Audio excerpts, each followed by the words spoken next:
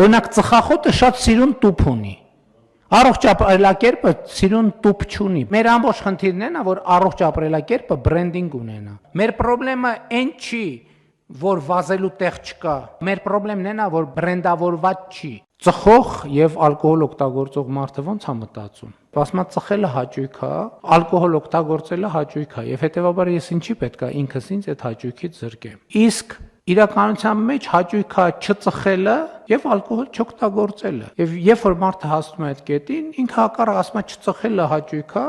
ալկոհոլ չօգտագործելը հաճույք է, ինչի պետք է ես ինձ այդ հաճույքից զրկեմ։ Ընդհանրապես ցանկացած բանի համար հայեցակարգը, նարատիվը, տեքստը, որը դրած է այդ գործողության տակ, շատ կարևոր է։ Գործողությունը չի փոխվում այնքան ժամանակ, մինչև տակի տեքստը, այսինքն սոֆտը, ծրագիրը չի փոխվում։ Եվ հետեւաբար, այո, առողջ ապրելակերպը պետք է ինքը նաև դառնա շահավետ, որը պետք է արտահայտված լինի կոնկրետ բոնուսներով, կոնկրետ հնարավորություններով եւ այլն եւ այդպես շարունակ։